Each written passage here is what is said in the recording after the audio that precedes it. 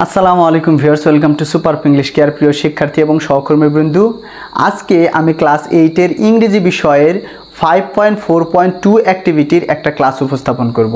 আর আজকের ক্লাসটা খুবই গুরুত্বপূর্ণ, কারণ আজকের ক্লাসের যে রকম প্রশ্ন স্যাম্পল সম্ভবত এই রকম কোনো একটা মূল্যায়নের মধ্যে চলে আসতে পারে। কারণ আমরা কিন্তু অলরেডি শুনে ফেলেছি যে শিক্ষার্থীরা মূল্যায়নের দিন কি কি কাজ করলো, সেই কাজের ভিত্তিতে কিন্তু একটা কি করতে হবে, তাদের যে লেখা উপস্থাপন করতে হবে ইন্ডিভিজুয়াল ওয়ার্ক হিসাবে। আর আজকের ভিডিওটা মূলত ওই রকমই, যে একটা কাজ করার অভিজ্ঞতা নিয়ে শিক্ষার্থীরা তাদের কি এক্সপিরিয়েন্সটা শেয়ার করবে। আর আমি আজকে মূলত এইটাই এক্সপিরিয়েন্সটা কিভাবে শেয়ার করা যায় সেইটা নমুনা অ্যান্সার উপস্থাপন করব।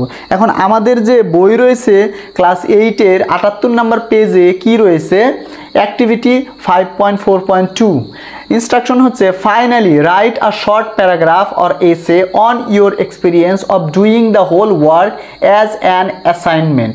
অর্থাৎ বলা হচ্ছে সবশেষে অ্যাসাইনমেন্ট হিসাবে সম্পূর্ণ কাজটি করতে গিয়ে তোমার অভিজ্ঞতা নিয়ে একটি সংক্ষিপ্ত প্যারাগ্রাফ অথবা এসে লেখো। আর এই রকম সম্ভবত কি চলে আসবে, আমাদের যে মূল্যায়ন রয়েছে এই মূল্যায়নে এইরকম প্রশ্ন আসার সম্ভাবনা বেশি। তার মানে কি, এইটা নিয়ে আমাদেরকে একটা প্রিপারেশন নিয়ে রাখতে হবে। এখন আমরা কি করছি, আর আমরা জানি যে কি কাজ করেছি।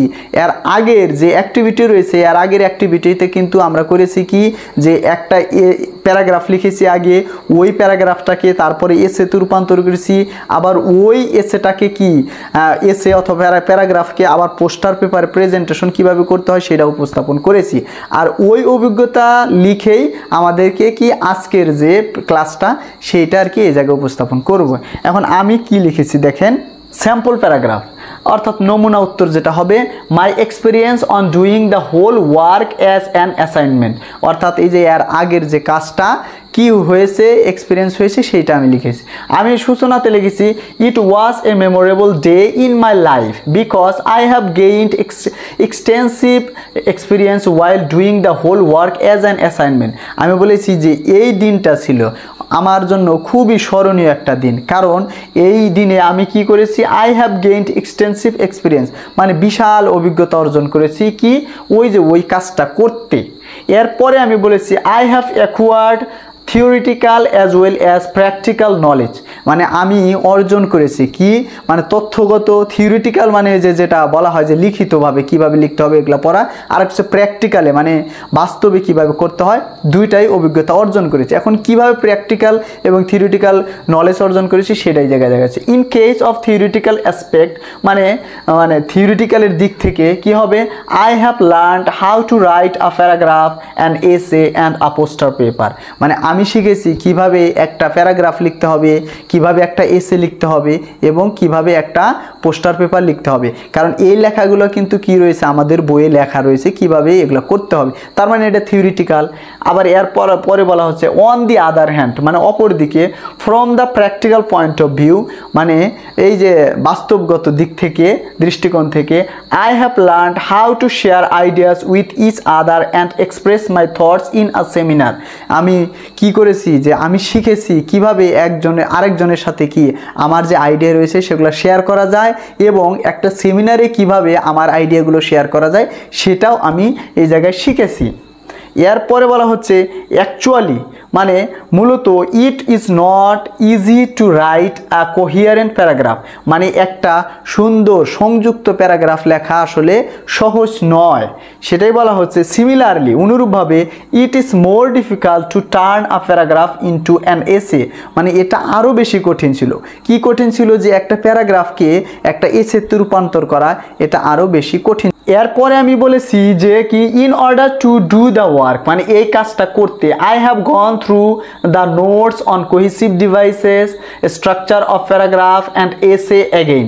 বলা হচ্ছে যে আমি এই কাজটা করতে যে ওই সকল কাজ করতে গিয়ে আমার কি করতে হয়েছে, আমি পড়েছি, গো থ্রু মানে চোখ বুলানো অথবা আবার পড়া, কি করেছি যে নোটস অন কোহেসিভ ডিভাইস কি এগুলোর উপর যে আমাদের বইয়ে নোট দেওয়া আছে সেগুলো আমি পড়েছি।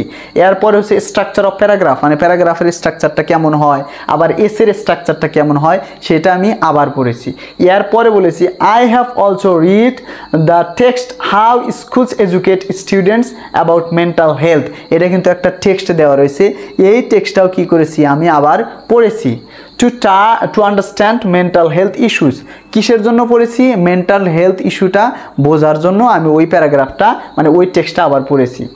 দেন তারপর I have written a paragraph and turned the paragraph into an essay following all the instructions. বলা হচ্ছে যে এরপরে আমি একটা প্যারাগ্রাফ লিখেছি, এই প্যারাগ্রাফটাকে আবার এসেতে রূপান্তর করেছি বিভিন্ন যে ইনস্ট্রাকশন রয়েছে সেগুলো ইনস্ট্রাকশন অনুসরণ করে। এরপরে বলেছি মোর ইম্পর্টেন্টলি, মানে আরও গুরুত্বপূর্ণ হচ্ছে কি, it would be impossible for me to do the work properly without the help of my teacher and friends. বলা হচ্ছে যে এই কাজ করাটা আমার জন্য খুবই অসম্ভব হতো, কাদের সাহায্য ছাড়া, আমার টিচার এবং আমার বন্ধুদের সাহায্য ছাড়া। এরপরে বলেছি আফটার অল, সর্বোপরি I have enjoyed the work and learned something unique from the experience, মানে আমি কি করেছি, আমি এনজয় করেছি এবং অনেক কিছু শিখেছি যেটা কি অনন্য অথবা অসাধারণ এই জায়গায় থেকে। এরপরে সুতরাং it was a special day for me, সুতরাং এটা ছিল আমার জন্য কি খুবই একটা বিশেষ দিন। বিশেষ দিনটা কেন, এর আগে কিন্তু আমি বলেছি যে এই জায়গায় আমি অনেক কিছু শিখেছি। আরেকটা বিষয়, এই জায়গায় আমি কিন্তু কি করেছি যে প্রেজেন্ট পারফেক্ট টেন্সে বেশি লিখেছি, এর কারণ হচ্ছে যে আমি এই কাজগুলো করেছি। আর যারা শিক্ষার্থী রয়েছে এটা চাইলে কিন্তু যে পাস্ট টেন্সেও লিখতে পারো, যেহেতু অতীতের ঘটনা। আর আমি যেটা এখন শিখেছি সেই কারণে আমি বলেছি। আর যেটা তোমাদের যদি পরীক্ষায় থাকে তাহলে ওই দিনেই তুমি কি করবে, তুমি কি কি করেছো ওই দিনের যেহেতু উল্লেখ থাকবে এরকম প্রেজেন্ট পারফেক্ট টেন্সে লিখতে পারো, কোনো সমস্যা নাই। তার মানে কি, এইটা দেখে কিন্তু আমরা বুঝলাম যে আমি কিভাবে যে আমার এক্সপিরিয়েন্সটা শেয়ার করতে পারবো। আর আমার ভিডিওটা কেমন লাগলো অবশ্যই জানাবে, আর যদি কোনো পরামর্শ থাকে তাহলে অবশ্যই দেবে। আর আমার ভিডিও যদি ভালো লেগে থাকে তাহলে অবশ্যই একটা লাইক করবে এবং অবশ্যই একটা কমেন্ট করবে। আর আমার ইউটিউব চ্যানেল যদি সাবস্ক্রাইব না করে থাকো তাহলে অবশ্যই সাবস্ক্রাইব করে পাশে থাকবে।